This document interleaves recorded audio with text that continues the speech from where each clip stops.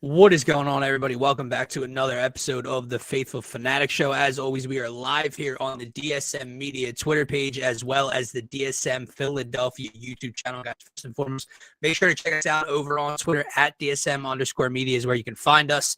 Make sure to hit that follow button. But if you want to be interactive throughout today's show, unfortunately, we cannot see your comments pulled up through X, through StreamYard. So if you want to be interactive throughout any of our live streams, make sure to subscribe to the YouTube channel. It's the best and only spot to get your thoughts, comments, and questions pulled up here with your host. I'm one half of them, Dylan Davis. You can find me on Twitter at DylanJD98. To my right, my faithful co-host, Scotty. The Sixers, 2-2 since returning from the All-Star break. Joel Embiid made his return back to the court last night. Tyrese Maxey and VJ Edgecombe go nuclear over the weekend on Ant and the Timberwolves. We're going to talk about the Sixers' 4 games since returning and what is coming up ahead as we get towards March and the postseason. Phillies spring training notes, what you guys want to get into with that, just let us know. Drop it in the comments. And then Howie and Nick at the NFL Combine in Indianapolis, speaking with reporters. Obviously, a lot of headlines being blown up, more A.J. Brown talk. Mike Vrabel is talking about A.J. Brown, which is if tampering's a thing, yikes, something's going on. But yeah, a lot of A.J. Brown speculation and conversation starting back up again. Nick saying he can't guarantee anything, Scotty. So we'll see what you think about that and what everyone thinks about that and whatever else you guys want to get into when it comes to the Eagles offseason. Guys moving on, finding new homes, maybe any surprises. But yeah, happy Wednesday. Let's get to it. Let's see if we can get these comments finally pulling through. I don't know what is happening with YouTube and StreamYard right now, man, but we'll try to battle through. Yeah, I was going to say, man, we're going to battle through this show. StreamYard is just giving us, I think the best way to put it is a bunch of hula hoops of late between X and now YouTube comments. We're having a little bit of trouble there. So okay, all right, so that comes through. All right, let's see. That came through. Okay. So we're not in as much trouble as I thought. And I will say, I went on to X. It's streaming. It came through. It's actually populated on X and streaming openly. So hopefully the viewers will be able to catch on there that we typically have, and we'll get back to normal here, man. But yeah. Happy hump day, nonetheless. Yeah, so not that anyone cares, but apparently YouTube thinks a lot of things are spam right now because the ... that I typed out through our YouTube channel obviously came through. You guys can see it right here, but I just reposted the follow and subscribe message. That's not coming through. So apparently follow and subscribe from the same page is spam. If you guys are commenting along through X, through YouTube, and we're not pulling it up, we are not ignoring you. Hopefully we get those throughout the rest of the show here, man. But where do you want to start? YouTube said no more self-promotion. Yeah. Get out of here. But whatever, man. Let's the Eagles, man, they just, I guess it's what happens when you lose in the first round after winning the Super Bowl. Like, it just, every conversation in the offseason goes in like a negative route. So let's go to last night. Let's go recent. Let's go Sixers first here, man. We had Embiid return. That's positive news. Get it back in the W column. 2 wins in a row. That's positive news. Maxey and VJ balling out. That's positive. Grimes getting back into his form. That's positive. So we do have some positive things coming from the Sixers the last 2 games specifically. Because we were getting a little worried there after the All-Star break. Yeah, well, the Pelicans loss is inexcusable as they come. Let's throw that out there, right? Absolutely. We're not just gonna, but no. How you feeling, man? How you feeling after seeing Joel Embiid return to action last night? We were obviously very concerned last week. We discussed it, like what our ideal window would be for Joel to return and really get back to action. I think, just thinking back to our conversation, probably return back to action quicker than even we thought. Oh, absolutely. Yeah. So where's your head at with the Sixers with Joel? Yeah, so step one was just getting him back on the floor. Right now, obviously coming out of the All-Star break, and we got the report that he missed the Hawks game, right? And then he would be reevaluated, and they'll see how they felt about the back-to-back over the weekend. And then he misses both of those games, and we're like, oh boy, here we go. And then you got some good news that he was going to test it out yesterday. And he gets the start last night. So that's step one, just getting him back out there. But the biggest takeaway from last night's game, regardless of how spectacular Tyrese Maxey was off the dribble last night, facilitating damn near a triple-double, right? 32, 9, and 8 in 34 minutes. He was awesome. Yeah. VJ's been awesome and efficient the last 2 games as well. I'm not trying to just gloss over what the young backcourt is doing in the last 2 wins, but the fact that Joel comes back as quickly as he did when we were so kind of concerned, but how seamlessly he fit right back in, how quickly he picked up where he left off, right? Averaging over 30 throughout the entire month of January, 27 in 26 minutes, 11 of 17 shooting, 6, 5, light work at the office. Now, obviously, it's a very undermanned Indiana Pacers team. Sixers were 10.5, 11-point favorites last night on the road. That should tell you all you need to know. But the bottom line is they went out there, they handled business, the stars showed up, and Joel looked like the last time we saw him. And that's the biggest takeaway that I can give you, because I think everyone's mind went, man, are we going to get into another, ramp up, conditioning process if he misses multiple weeks? Dude didn't play. Dude didn't shoot a basketball in live action for a week and a half and dropped 27. So I'd say he's okay. Yeah, and I think to your point, that you now look at the next step, because I think you laid out the first couple steps pretty beautifully there. The next step is just response or reaction, right, to him playing 26 minutes, whatever it was, right? And how does the shin react to coming back to action? Hopefully it responds well. We haven't heard anything negative as of yet, so I think that's a good thing. And obviously, the real green light, the real green flag will be him playing in the next said game, right? Returning to action and not back to back nights, right? Right, but just making sure that whatever was going on is managing correctly, right? There's no swelling, there's no discomfort, and he's able to get right back out there. Exactly, but I did like your point. Just coming back, fitting right in. You look at Maxey, you laid it out. He had a borderline triple-double in 3 quarters of play. That was. He didn't have to, go back or reserve himself as a player once Embiid returns, right? And I think the bigger thing, to your point, is VJ still feeling comfortable. We saw him talk about the space that Joel gives him on the floor, and you saw him fully take advantage of that last night. I would love to see VJ continue, man. I would love to see him solidify himself.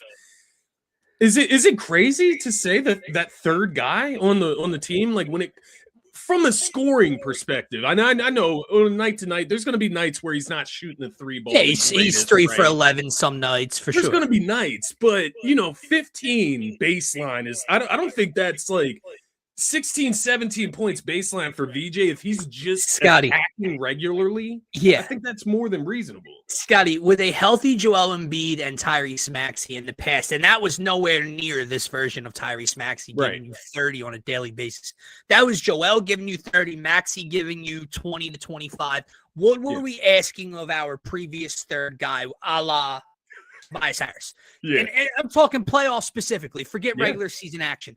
Playoffs specifically, we came out every night and said, man, if you can just give us 14 to 16, you can average 15 a night in the postseason as the third option with those 2 leading the way. That's all I can ask from you, and knock down some open threes when you get the opportunity. And I think VJ Edgecombe is doing that, and the ceiling of what he can provide is a lot higher because obviously the youth, what he can do off the bounce, what he can do in transition. Rebounding, man. Yeah. He's getting about 6 or more boards a game right now of late. The thing we love about his motor too, dude, is remember earlier in the season, we would get comments or there'd be questions about his size and his ability to defend. And don't get me wrong, there's still times where he gets beat. But his motor in terms of when he does get beat off the dribble, especially late in games, I can think of 10 distinct memories in the last 2 months late in a game where VJ Edgecombe comes up with a block behind the back, right? Or pins something off the glass or strips someone going up and it's going the other way for a fast break points for the Sixers. The question I think that probably a lot of people would have, and don't get me wrong, Paul George is going to return from suspension, but the question a lot of people would have is, can a rookie, can VJ Edgecombe be a viable third option on a team that we're trying to compete with right now? That's the concern, like, that people would throw out. He plays like he has the last two nights. That concern disappears quickly. Yeah, I completely agree. And then I think you just add on that layer of Quentin Grimes getting back to form, right? Mm-hmm. He's eclipsing 12, 13, 14 points on a nightly basis. It feels like the last few games. Kelly Oubre, he's back into form now. He's completely recovered or returned from that injury earlier on in the season. He can give you 12, 15, maybe even, 18, 20 on some nights if he's really feeling it. I think they just need to continue to like find these guys that can contribute. Is it going to be Bona consistently, or is it going to be like a Watford, right? Or is it going to be Drummond that backs up? It seems like whenever Embiid's in, Bona is the backup, right? But whenever Embiid's out, Drummond gets the start, because he doesn't want to take Bona out of the backup role, but which good idea.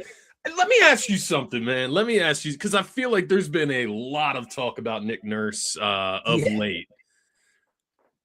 Where are you at with Nick Nurse, man? Just watching on a night-to-night basis, the way the team plays, and I know we have the two games recently, and especially the game with Joel back last night, that can kind of maybe fog your memory on what was occurring last week, right? And there's some questionable stuff. The late game stuff I think is obvious, right? Like that ISO ball. I don't know.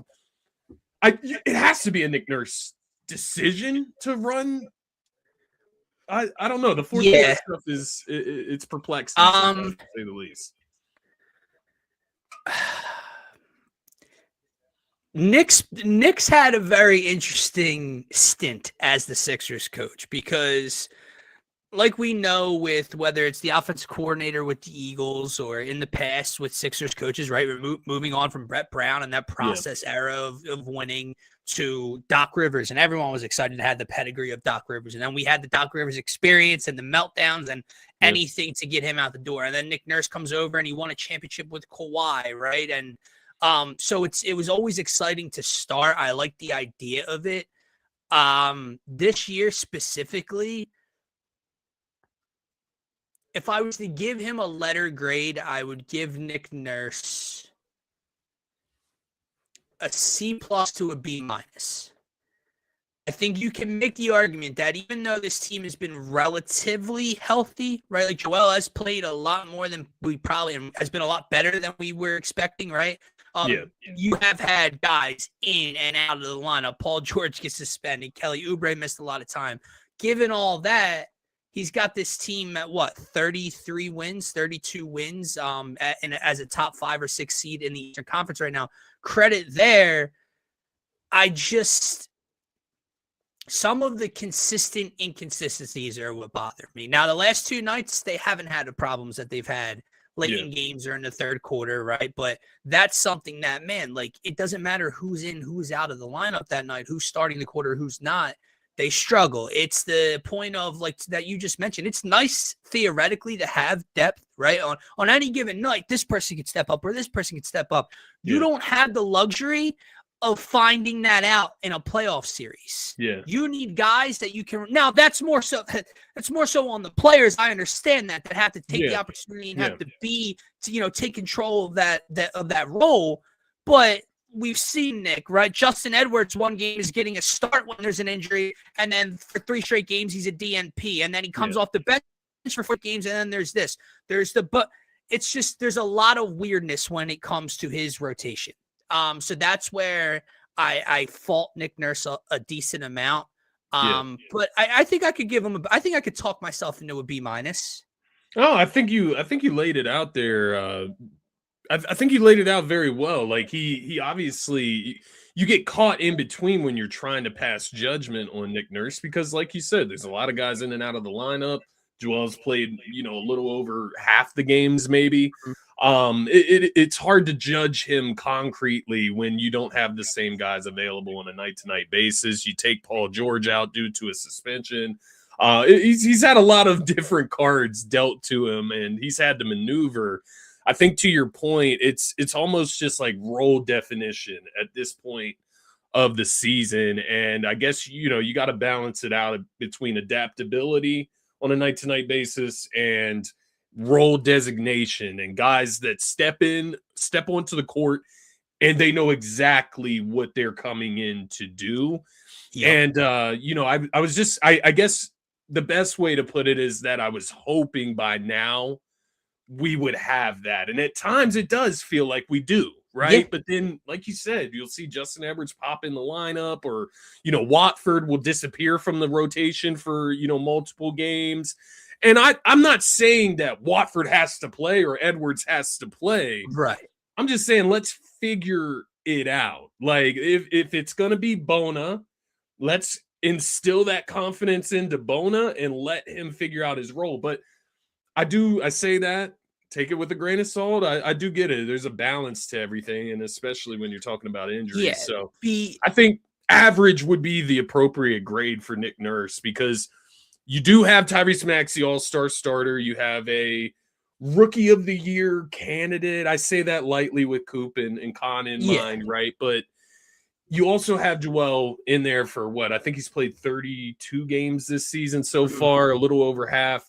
So you do have those pieces. That is a benefactor, but in and out of the lineup as well, it kind of just brings you, up to the middle as far as like average rating. But right. And the reason that I keep going back to the playoff rotation stuff is because, like I said, like, again, it falls heavily on the player's shoulders to have to rise to the occasion and figure this thing out as we get into March. But, like, you can't plug and play, right? Well, one night in a game 3 of a 1-1 series, you can't, late in the first quarter, I'm going to grab Campaign off the bench.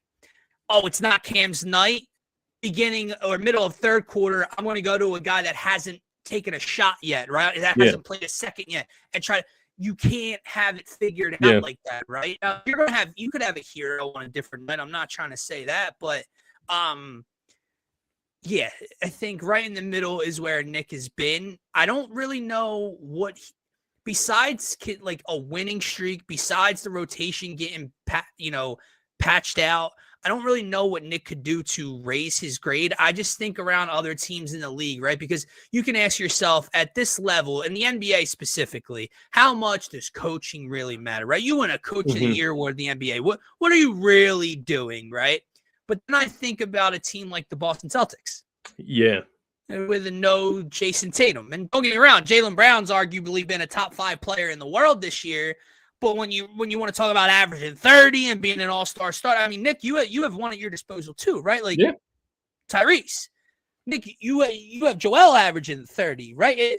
Nick, you have rookie sensation VJ Edgecombe, right? Like, so I look at that Celtics rotation. I look at Derek White was having a down year. I haven't checked in on Derek White's numbers recently. I don't know if he's productive, but the shooting is still inefficient. Right, isn't what it's been, right? They trade away Anthony Simons, correct me if I'm wrong, at the deadline. They're so that team's a top 3 team in the Eastern Conference. I think coaching does matter more than we let on when you're missing guys, and I think that's where Nick could improve.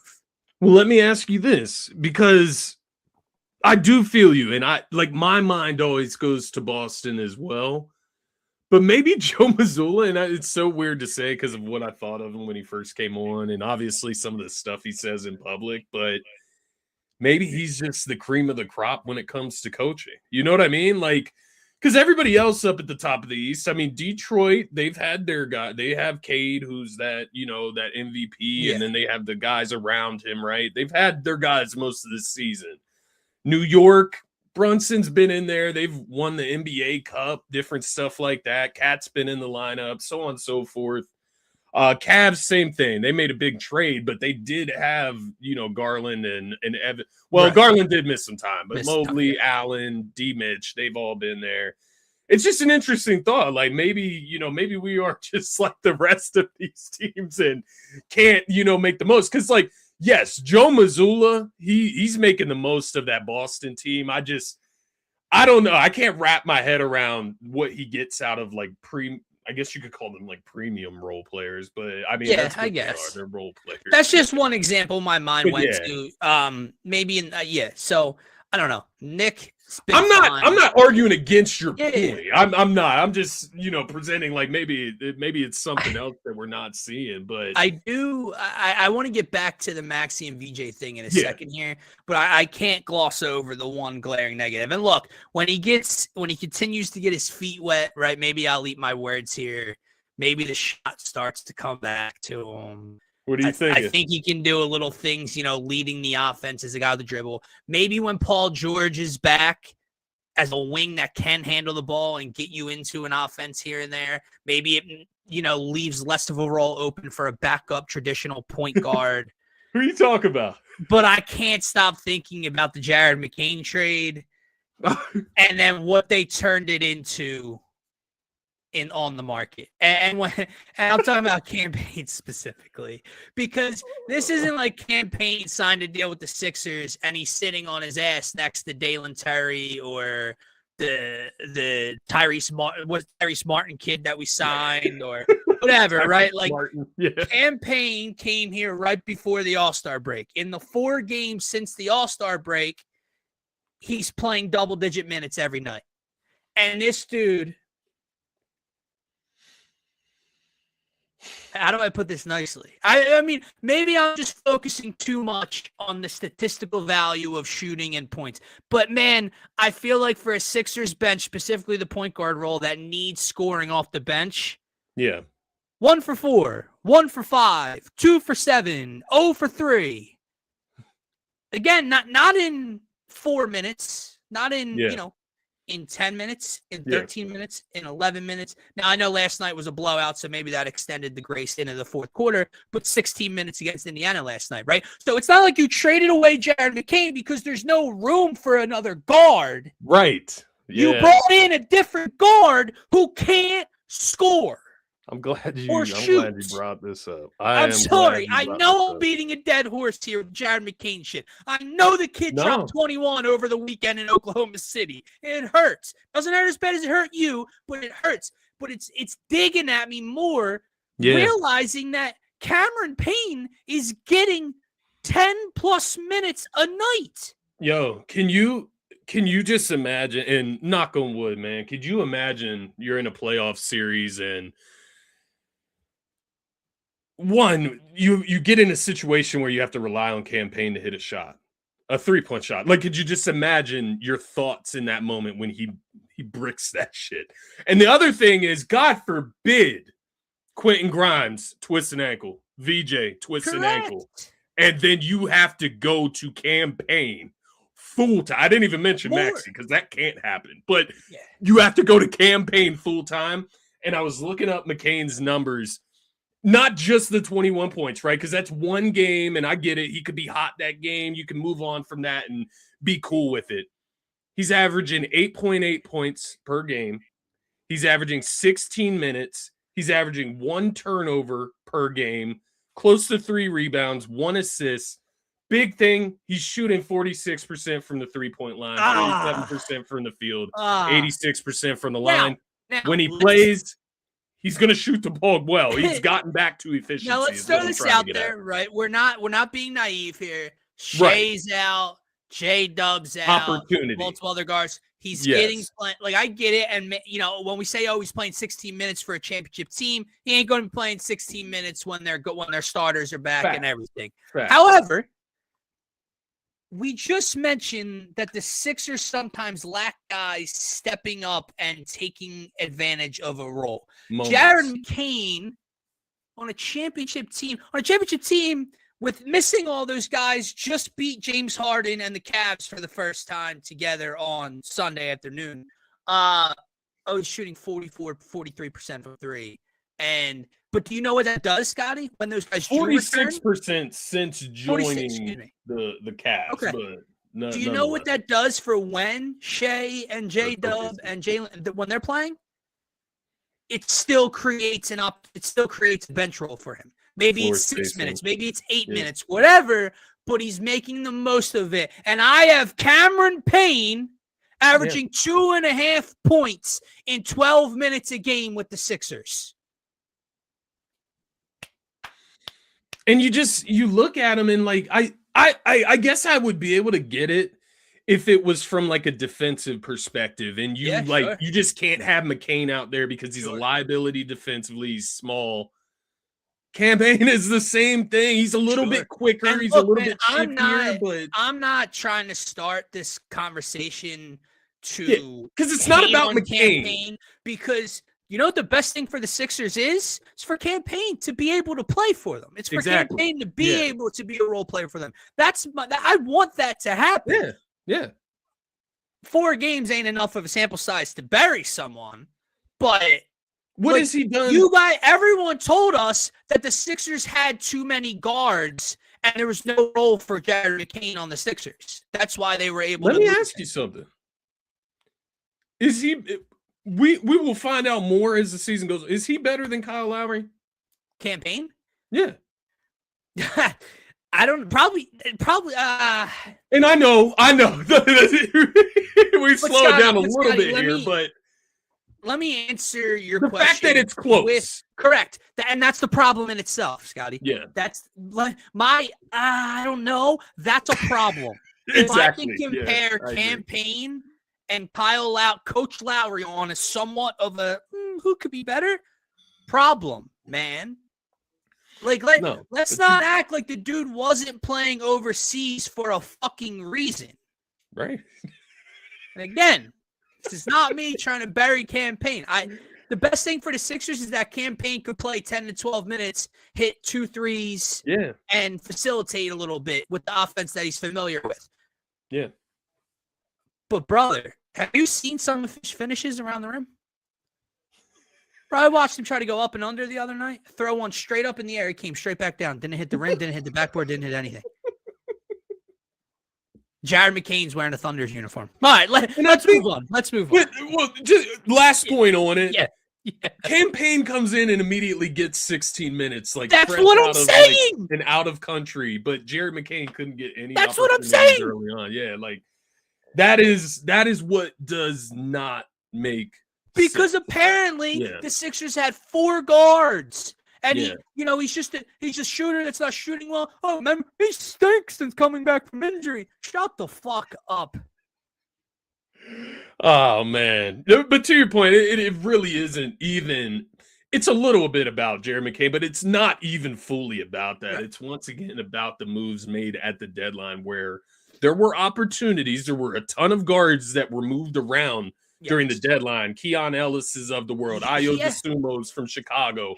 These guys that would have been an upgrade to Jared McCain were available, were gotten by other contenders. Benedict Mathurin got moved at the deadline. Yeah, exactly. Exactly. The problem, Scotty, there was opportunities. The problem is you didn't sit on your hands and do nothing and waste an opportunity in a season that could be had. You somehow made your roster worse. That doesn't mean the Sixers' record's going to be worse. It doesn't mean they can't have success in the postseason, because if the stars are being stars, they have a chance to play with anyone on every single night. Right. What I'm saying is, from a roster perspective, at the trade deadline, you replaced Jared McCain with Cameron Payne. That's all you did. Right. And you made yourself worse. And at the baseline, you have to think of worst case scenario. Who do I want in my corner, Jared McCain or Campaign? If we get down to a situation in Game 6 in the postseason and you need one game out of one guard because, VJ twists his ankle, but he'll be back for Game 7 or the next series if you advance, I think I would rather have Jared McCain with that tremendous upside, the shooting, the scoring ability. But hopefully Campaign can figure it out. Hopefully it's just a transition period. He can figure out his role because – a season or two ago, he did have a decent role. There was a time where I was like feeling very promised in Campaign and the vibes that he brought to the team. But to say the least, so far it hasn't even been close to that spurt, right? And not to harp on Campaign. It's one of those things you hope you don't even have to see come postseason. Nonetheless, so let's just hope for that. And let's keep winning games, man. How Yes. are you feeling Yes. going into this game against Miami? Is that on Friday? Let's see. It's tomorrow. Actually, it's Thursday. Tomorrow. Yeah. I think the Heat have won. Let's see what the Heat have done. So they just lost to to Milwaukee. They won 3 straight before that. So they've won 3 of their last 4. They've won 4 of their last 6. So they're playing. I mean, playing relatively good basketball. It's a game you should win. It's gonna sound wrong because we did just lose to the Pelicans, but they've beaten and we also lost to the Hawks. So wow, I'm really flipping the script here. But the Heat's 3 wins are against the Pelicans, the Hawks, the Grizzlies, and then they just lost to the Giannis-less Bucks. So that and before that they lost to the Jazz, who are openly tanking. Before that they beat the Wizards. So they haven't played anybody in 2.5 weeks. Sixers are at home. This should be a win for your 76ers. Joel, hopefully, and that knee and that chin respond well. He's able to get it back out there for a second straight game and build on this, but definitely should be a win, man. But I will say, like, the Hawks loss was annoying and bad. The Pelicans loss is fucking inexcusable. The Pacers win doesn't do anything for you, but that Timberwolves win was humongous. And you didn't just walk into Minnesota and squeak out a win shorthanded. You walked in and dog walked Minnesota. You put Ant on a leash. Tyrese Maxey slammed on Ant-Man, and then him, VJ, and Kelly stared at him in his building. Tyrese dropped 39. What did VJ drop? 20? 24. 24. 6 threes. Kelly 18. They walked into Minnesota, which is a very, very, very legit contender out west. Yeah. And dog walked them without Joel and obviously without Paul George. That's a big momentum building win. And I think you saw that correspond over to last night. This was an offense that had been struggling for the last 2 weeks. This was a defense that had been struggling for the last 2 weeks. They have 270 points in the last 2 games. The Sixers alone. Yeah. And that was on the tail end of a back-to-back as well. Not to sell the T-Wolves short, they were on the tail end of a back-to-back as well. But, you just think about the Sixers and what they're working with right now. To come out with a dub in Minnesota when you're missing Embiid, obviously been missing Paul George. I do. I think that was a huge, huge win. And I'm hoping that they can build some momentum off of that. Obviously, you get some extra momentum last night against the Pacers with Joel returning. But let's see if they got some real momentum when you go and you play a Miami team, to your point, that is not the most talented in the NBA, but they do still play hard. They can shoot the 3. They do get physical. They got Bam Adebayo who can D up and so on and so forth. So it'll be a challenge. It's not to sell the Miami Heat short. It is a game that the Sixers should win at home to make 3 wins in a row and continue building. Because that's what you're talking about with that T-Wolves win, man, on the road. That's a building block. And I was happy to see Tyrese do that, man, because, we talk about all the fan bases in Philly all the time, right? That's what the show is about. But I was just seeing some slanderous words around Tyrese Maxey over the weekend, man. Really? Yeah, I don't know if you're on X heavily. I don't get on there as much as I used to. It's my most used app, by far. Me too, but I say that lightly because I'm just not on other social media really at all. That being said, when I get on there is half of the fan base that basically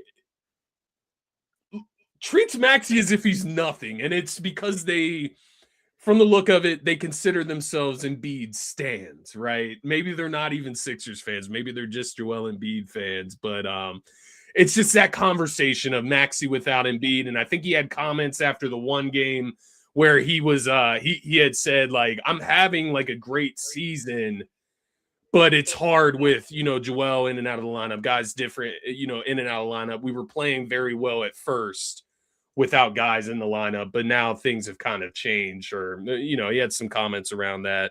And so people were kind of losing their shit saying, "Oh, you're having a great season.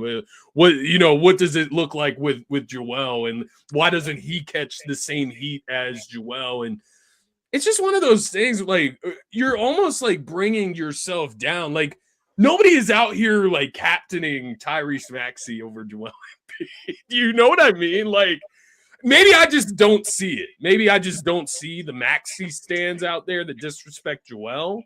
Right. But first of all, let's just get one thing. Let's get one thing perfectly clear that doesn't make sense about any of it, and why I find like just a large portion of every fan, like every sports fan, every but fan people base. in our fan base and media in our city, like, disgustingly annoying. Yeah. In what world are you a Sixers fan? Like, I am at the end of the day, I love both players a lot. Yeah. I'm a Sixers fan. Yeah. Yeah. What's the saying in Miracle? Also, shout out to the US for winning gold in both women and men. But what's that? The name on the front is a hell of a lot more important than the name on the back. I care about that PHILA on the front. So if you're out there on social media as a Sixers fan, putting down one of two stars to try to somehow build the other one up, you're a weird person. Yeah. You're a strange person. I don't take your opinion seriously. And that I'm thankfully, I see some annoying shit on social media, see some annoying shit within the fan base. I see some idiotic stuff. I'm thankfully not near that portion, I guess, of Elon's Twitter. I think it's NBA. I think it's NBA Twitter. I think that's part of the problem. I think getting paid for engagement, I think that has been the downfall of X or Twitter as a whole, because now you just have people saying bullshit in order to get somebody to click or respond to it, and it works. It's just rage bait to a T. The Sixers haven't had a look. Joel Embiid has changed the game, right? Like, when you look at a 7-footer that can shoot a basketball, that can handle a basketball, that can pull up off the dribble, that can shoot from Joel Embiid as a 7-foot center transformed the game here specifically. Yeah, we haven't had a guard. Yeah, because we all know it looks different. Joel's beautiful in his own way, right? He's like a unicorn. Yeah. But when you watch a guard, it's like the NCAA tournament, right? Yeah. You watch a guard take over a game on one afternoon, and they can take over a game, and it's pretty. We haven't had a guard do that since the answer. Yeah. It's been over 2 decades since a point guard or two guard has come. We had James Harden for the Cup of James. I know he had his playoff moments. He dropped 45 in Boston. I'm not trying to take away some of those moments. I'm saying on a consistent basis, brother, 32, 39, 27, 28, 32, 30, 29, 26, 14, 29, 40, 36, 20, 20, 20. Every night, the kid's putting on a show. So if there's someone to tear down to try to build up Joel Embiid's case, it's not that dude. I pulled up a couple. I pulled a couple screenshots, and I was just checking the dates on them to make sure. But yeah, it was all I believe after. What game was that? Was it it was the Pelicans game. It was the Pelicans game on Saturday. And so, like, for example, one says Maxey if he stops taking the worst shots known to man. And it's a picture of Kevin Durant with his MVP trophy. Right. Then the next one I see is prime Ben Simmons greater than all NBA Maxey. Tyrese Maxey. Yeah. Oh, I'm sorry. That's a good one. Let me skip past that one. Maxey got to be injured, and this is coming from me, who doesn't rate him like others and consistently calls him bad. Like, he's reaching unplayable levels right now. What's that? What part of that was on Saturday, February 21st. Can I ask you a question? Did you screenshot that, or do you have the page pulled up? I screenshot it. Okay. I'm gonna ask you, like, how many followers does this account have? Like, yeah, that would be good to know, right? For sure. I don't know where you find these people, but that is unplayable. That's something else, dude. Then Yeah. there's a there's a quote tweet, and it says, "Why does everyone hate Maxey?" In quotation in parentheses, and then quotation marks. Then it says, "Y'all are setting him up yourselves for a negative argument." Because somebody tweeted, "There's one guard in the entire NBA playing better than Maxey right now." Don't know when this was tweeted out. That was tweeted out. Oh, on January 29th. So not too long ago. There's one guard in the NBA playing better at a better level right now, and that's SGA. So you say you hate Maxey because not just that. It's probably not incorrect. Like, you can make an argument for Jalen Brunson. Brunson, Mitchell. That's it. Right. But Mitchell, like, point guard specifically is like, I get he's but D Mitch is a 2 guard, right? That's going to get more looks. I don't know, bro. Like, I've never seen anything like that. When you were like, he's 25 years old. I've never seen really a negative post about Tyrese Maxey. There's a dark side of Twitter that just like hates one of the like coolest kids in the world, man. Like that's all the way. That's all I can look at him as. He's just like a good kid to me. I'm older than him. Like I don't know how else to look at it. So again, he like saved our lives at a certain point. Like when Joel was down and out this past like there's only one glimmer of hope. If there's no Joel. I mean, obviously this was tweeted before the last 2 games, and he had some clunkers, right? He was 8 for 23 against Atlanta, found the break. He was 9 for 23 against the Pelicans, and they lost both. Without Joel, those aren't great, efficient nights from Tyrese, but the last 2 games, 39 on 57% from the floor and 32 on 45.5% from the floor.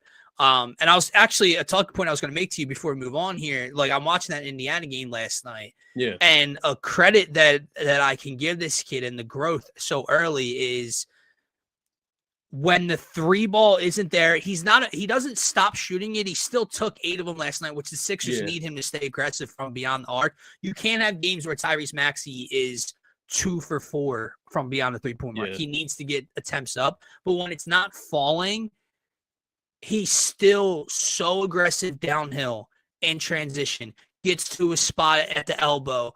And if you can get 28 to 30 in this day and age in the NBA with only 1 or 2 threes in a game and shoot 50% from the floor, you can do just about anything you want in a half-court set.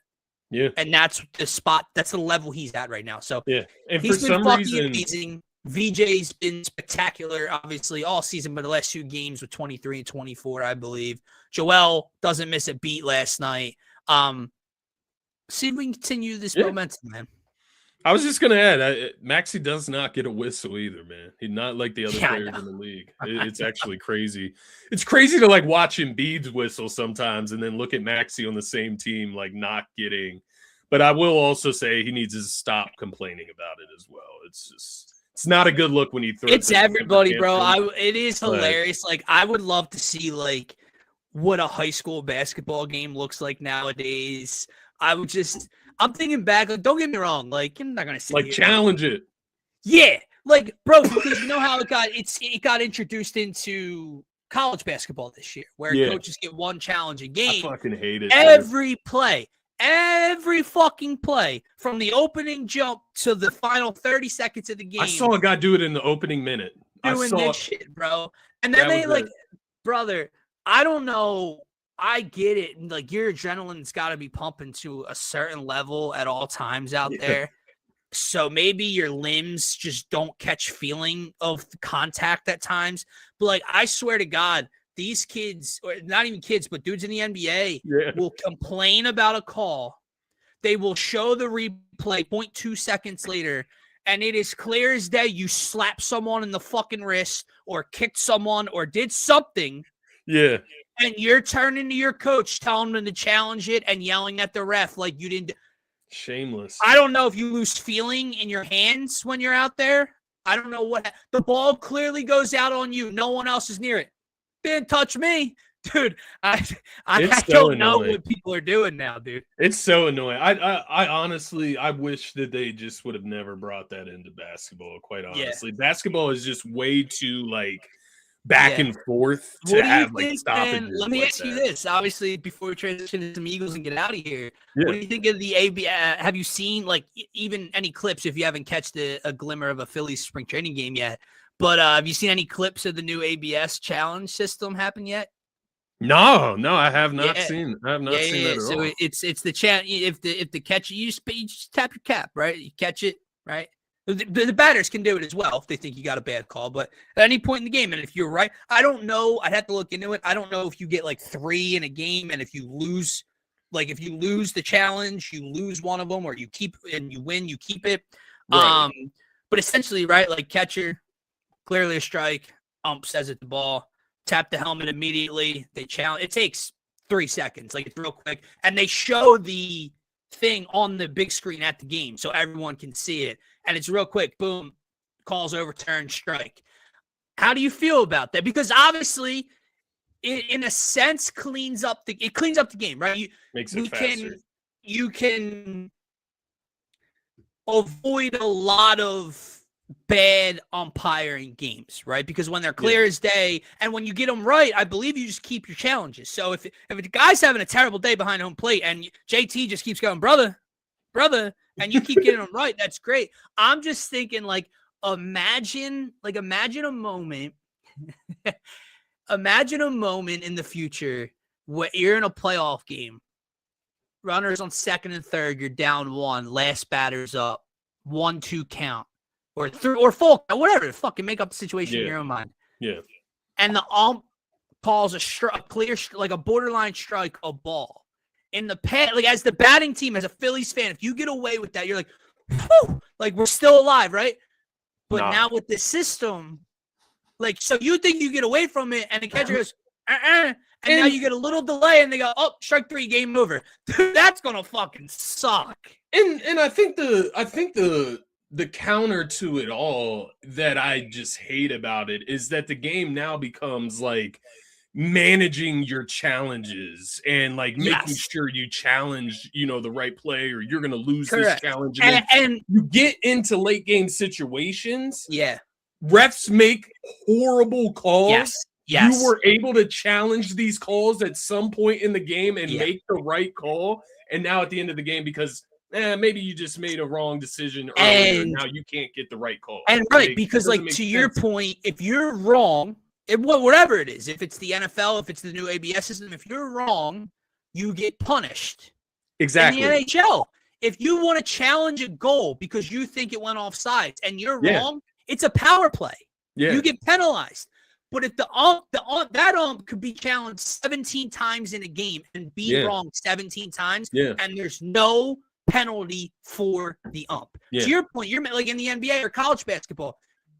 How many times have we seen Nick Nurse or anybody have to use a timeout and a challenge because it clearly went off the Celtics the other night? You call it that way. Well, now I'll have to fucking do this because you just fucked me over.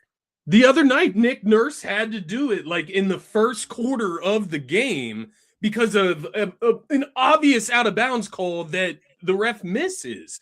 So to your point, it's like, if we go and we challenge and the challenge is successful, that ref should be fined. Right? Like they got the call at wrong. At least a certain amount of time, Scotty, right? Like, because they come out with these officiating report cards after games.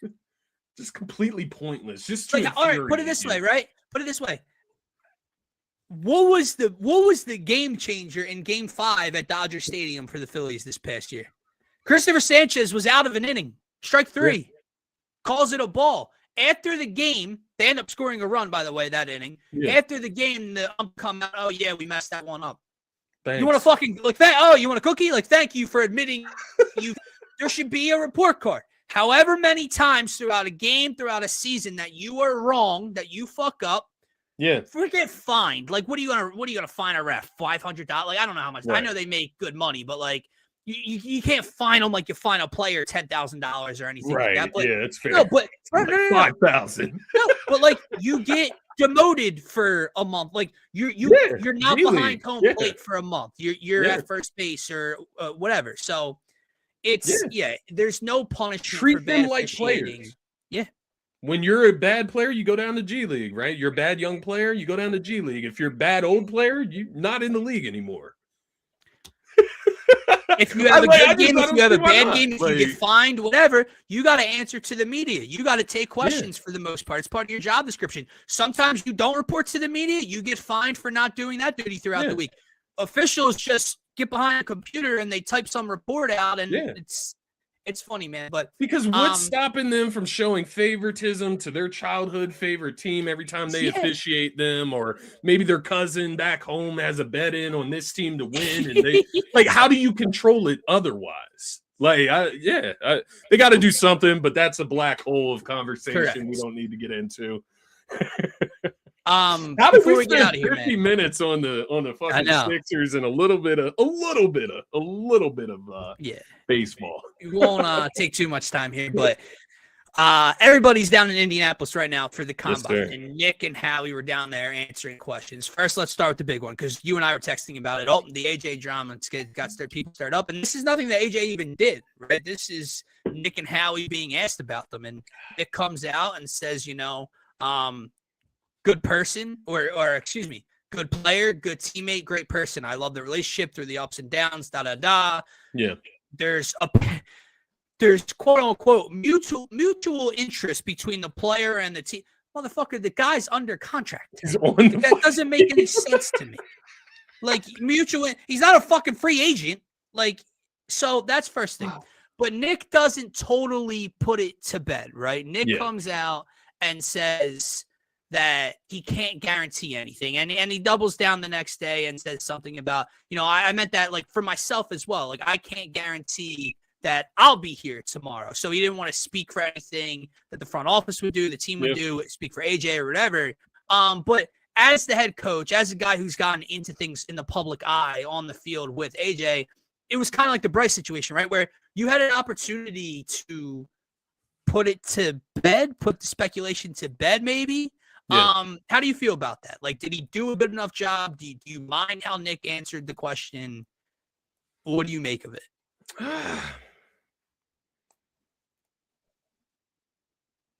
I thought he did all right with the question. I think it's a rocky situation in general, depending on how you answer it, because I guess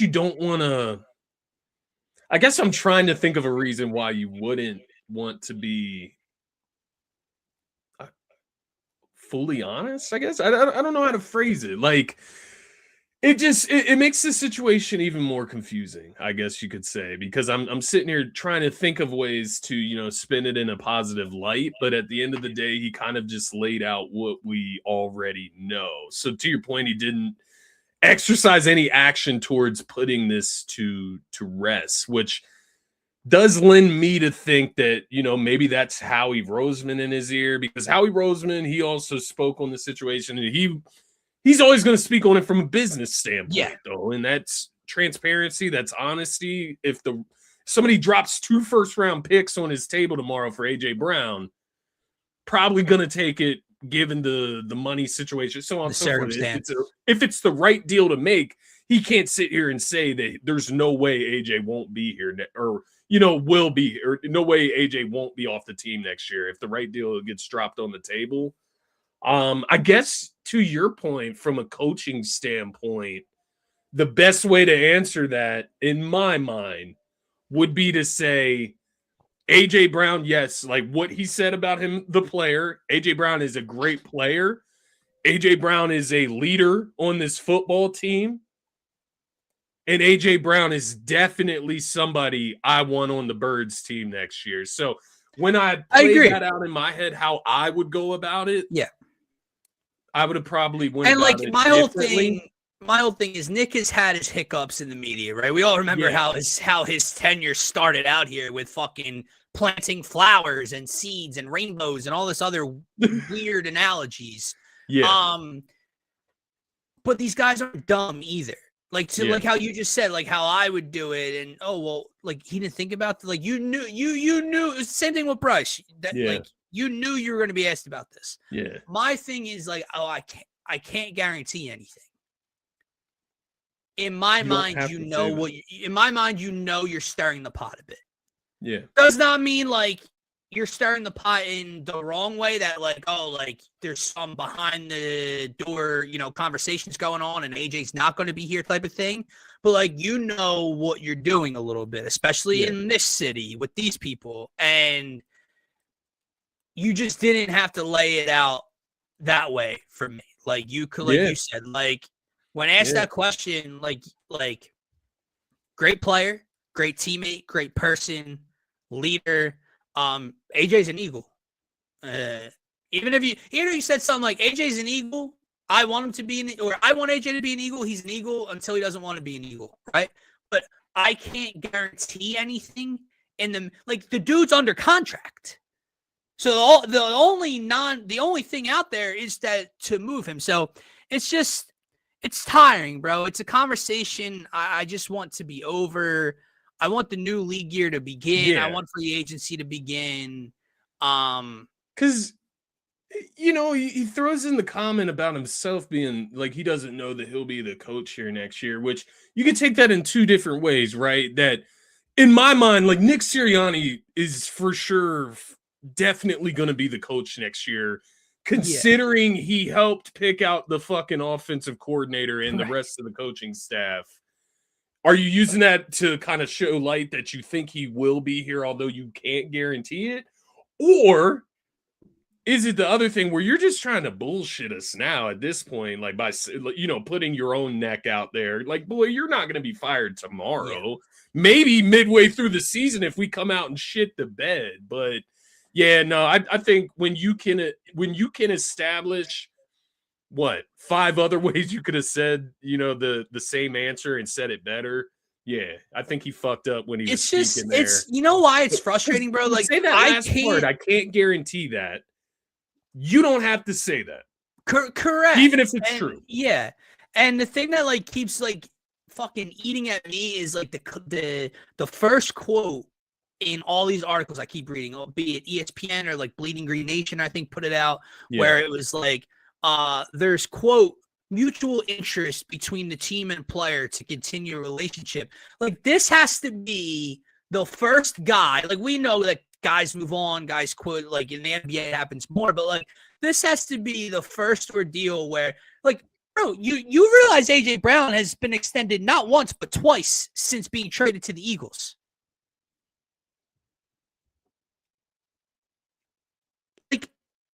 The man's being paid and being paid ahead of schedule to ensure that we have him locked up with everybody else.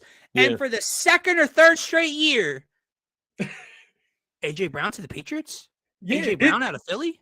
It's just, it's so, like, do you guys love drama? Like, is that like making guys get tighter together? The like, network that we were fucking Spike Eskin came out today and said, "Can we just trade AJ Brown already? Because I'm tired of it." They both don't do themselves any favors. No. To your point, you get on the podcast with Julian Edelman. Like, what do you think that's gonna do?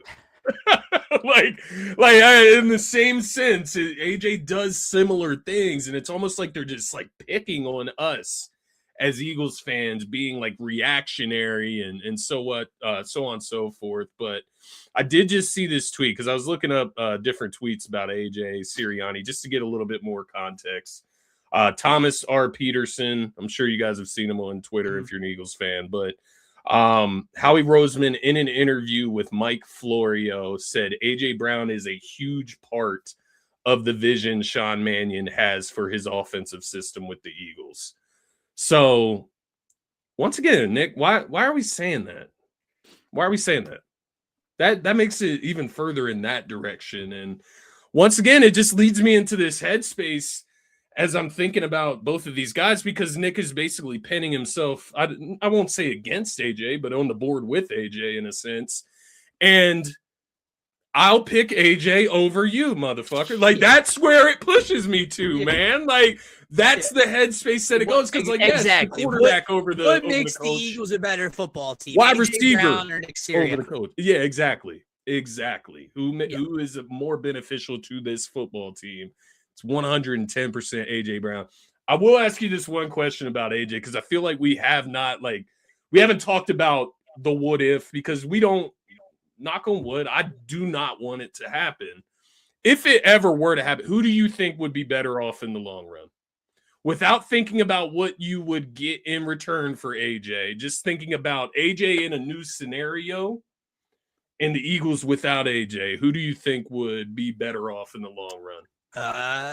Obviously depends in the scenario. Like it doesn't matter what you get back into it.